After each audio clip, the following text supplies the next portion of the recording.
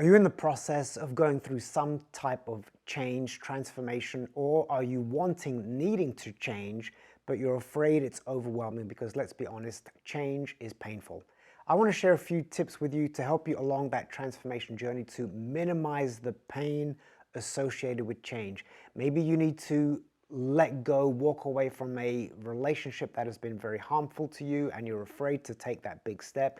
Maybe it's a question of changing a career, leaving a job, starting a new business, and it's really, really scary. Hi, my name is Vital Germaine. I am a life coach and keynote speaker, and I specialize in mindset. I've written 6 books that directly and indirectly associate with the concept of having to change and become a different version of yourself, reaching higher, if not flying without a net. So how do you minimize the pain points of your journey of transformation? Very simple. The journey, of course, begins with understanding that change is hard. I want to show you some slides, a couple of slides, and on this slide, I want you to focus on what is the first word in regards to change that appeals to you, that you resonate with. Take a moment to analyze what is it about that word connected to change that stood out to you. Now that you've broken down and analyzed what part of the journey of transformation is either sticking out or calling you, keeping your attention captivated on this part of the journey, maybe it's fear, maybe it's opportunity, whatever that is for you, be aware of that and then start building from there. Like most things in life, there is a process, and what I'm going to share with you now is going to, one, minimize the pain of that process and also help you shorten the journey exponentially, because now you will have the tools in your pocket to help you navigate and get to where you want to be, become who you want to become. I want to share a very powerful quote from Robin Sharma, and he says this about change. He says, "Change is hard in the beginning, messy in the middle, gorgeous at the end."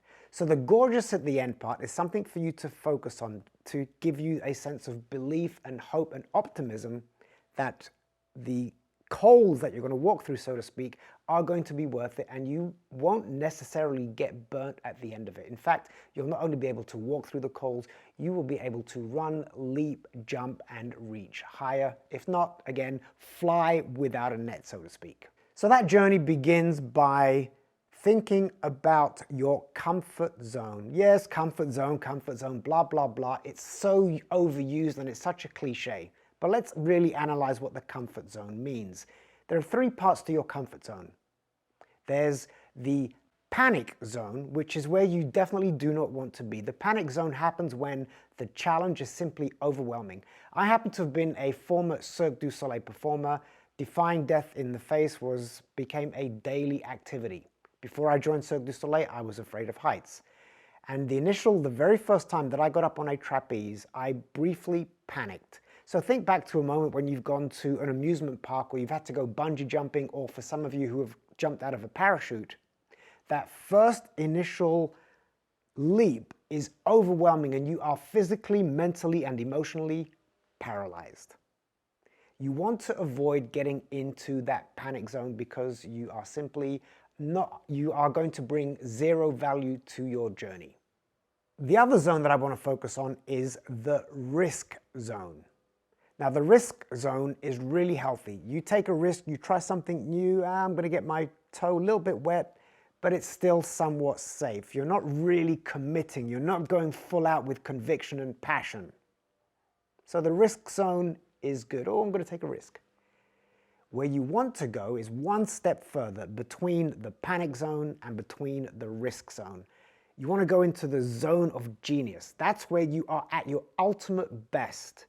You are challenging yourself, but not to the point where you're overwhelmed, and the excitement and the enthusiasm of this new venture, this new life, is what's going to give you wings.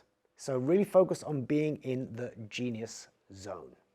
During my time in Cirque du Soleil, several amazing things happened, but one of the most powerful things that happened was the level in which they provoked us, they challenged us, they pushed us out of our comfort zone. And there were times it was humiliating, it was embarrassing, borderline insulting to our abilities in some capacity. But here's the genius about it. There are two things. The choreographer, Debbie Brown, I remember saying at one point, said, if you're standing on the edge or if you're leaning over the edge, you're still taking up too much space. Fall over the edge with passion and conviction and fall miserably, spectacularly. Maybe that might not be the best thing for you to do, but do push yourself, do challenge yourself. Now, in them pushing us out of our comfort zone so far sometimes, again, sometimes panic zone. I'm not recommending the panic zone, just in your sweet spot, your zone of genius. But in that process of pushing us out of our comfort zone, we discovered talents and abilities we did not know we even had. You will be surprised as to how resilient and how resourceful you are when you challenge and push yourself. Give it a try. You will be pleasantly surprised. So how do you optimize the genius zone? Again, you push yourself, but you've got to be very self-aware. Understand your psychology. Understand things that either inspire you, motivate you, or things that really make you reluctant to take action. So be very aware. Once you establish that, then start pushing yourself incrementally, steadily, over time so that you don't get into the risk zone. Try something new. Oh, that was easy. Now I can push myself a little bit more. And if you do that consistently over time, you will find that the journey, the pain of transformation becomes less painful, if not enjoyable. Go out there, make it happen. For more innovation mindset resources, please log on to my website, vitalgermaine.com.